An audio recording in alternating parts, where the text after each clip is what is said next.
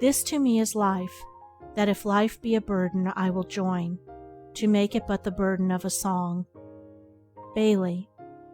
Have you heard that it was good to gain the day? I also say it is good to fall. Battles are lost in the same spirit in which they are won. Walt Whitman.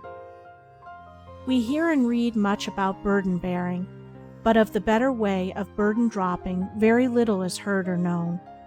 Yet why should you go about with an oppressive weight at your heart when you might relieve yourself of it and move amongst your fellows heart-free and cheerful? No man carries a burden upon his back except to necessarily transfer something from one place to another. He does not saddle his shoulders with a perpetual burden and then regard himself as a martyr for his pains. And why should you impose upon your mind a useless burden and then add to its weight the miseries of self-condolence and self-pity? Why not abandon both your load and your misery, and thus add to the gladness of the world, by first making yourself glad? No reason can justify, and no logic can support, the ceaseless carrying of a grievous load. As in things material, a load is only undertaken as a necessary means of transference, and is never a source of sorrow.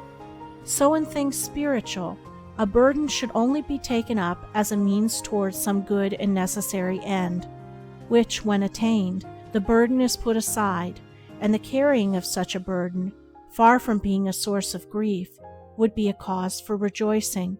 We say that bodily mortifications, which some religious ascetics inflict upon themselves, are unnecessary and vain. And are the mental mortifications, which so many people inflict upon themselves, less unnecessary and vain? Where is the burden which should cause unhappiness and sorrow? It does not exist. If a thing is to be done, let it be done cheerfully, and not with the inward groanings and lamentations. It is of the highest wisdom to embrace necessity as a friend and guide. It is of the greatest folly to scowl upon necessity as an enemy, and to wish or try to overcome or avoid her. We meet our own at every turn, and duties only become oppressive loads when we refuse to recognize and embrace them. He who does any necessary thing in a niggardly and complaining spirit, hunting the while after unnecessary pleasures, lashes himself with the scorpions of misery and disappointment, and imposes upon himself a doubly weighted burden of weariness and unrest, under which he incessantly groans. Wake thou, O self, to better things. To yonder heights uplift thy wings. Take up the psalm of life anew.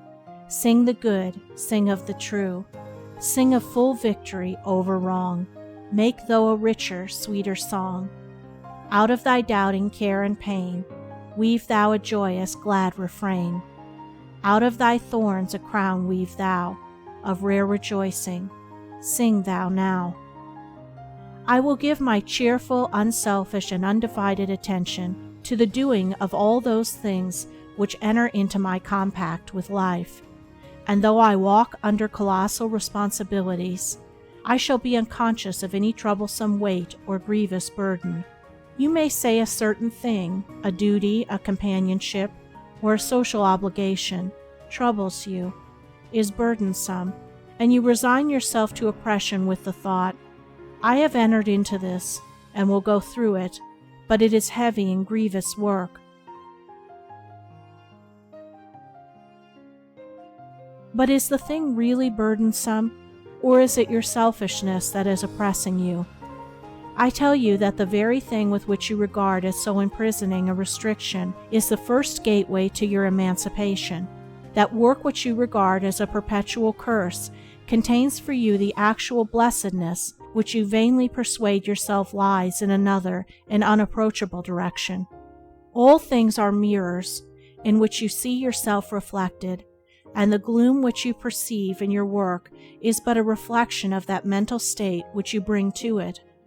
Bring a right and unselfish state of heart to the thing, and lo, it is at once transformed and becomes a means of strength and blessedness, reflecting back that which you have brought to it.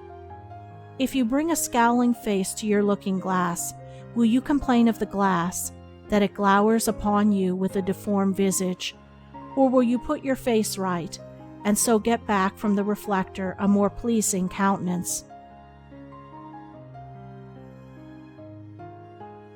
It is right and necessary that a thing should be done when the doing of it is good, and can only become burdensome in wishing not to do it.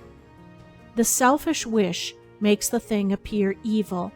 It is neither right nor necessary that a thing should be done then, the doing of it, in order to gain some coveted pleasure is folly, which can only lead to burdensome issues. The duty which you shirk is your most reproving angel. The pleasure which you race after is your most flattering enemy.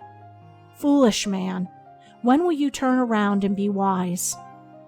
It is the beneficence of the universe that is everywhere and at all times, urging its creatures to wisdom as it demands coherence of its atoms.